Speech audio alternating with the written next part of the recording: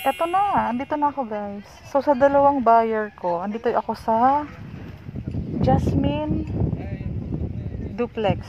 Sa Jasmine, single attach.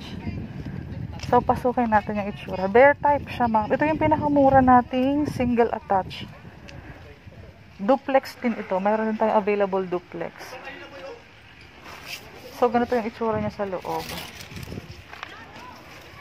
So pwedeng daily tripping tayo dito. Ito na yung pinaka-bare turnover. Ayan. Ang CR natin, naka-half tile na siya. Ayan.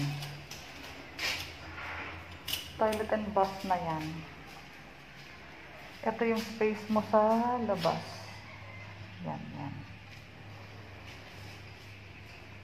Sa Tansa sa Kalimuyo ang location natin ito. So, malalaki yung bintana mo. Well ventilated. Saka maliwanag ka dito. Yan yung ceiling. Ito naman, konkreto na yung ano mo, sa hagdanan. Yan. Naka-bear type siya. Duplex and single attach. Meron tayo sa Jasmine. Ayan. Ito yung ating turnover unit na mismo. Okay po. Baba tayo. So, kung pupunta tayo sa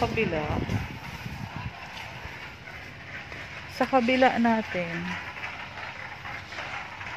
ito yung single attach natin. Ayan yung itsura niya. Single attach sa Jasmine. Ito yung space mo. Yan. Daily tripping tayo dito.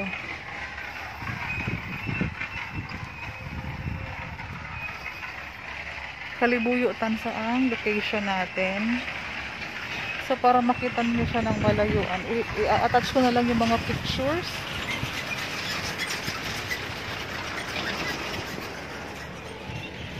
Ayan ang pinaka-itsura niya.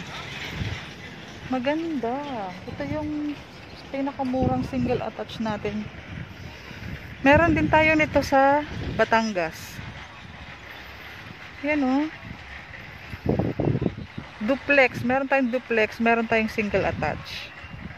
Habang marami pang unit and hindi pa masyadong mataas ang price nito. Ongoing construction. Thank you.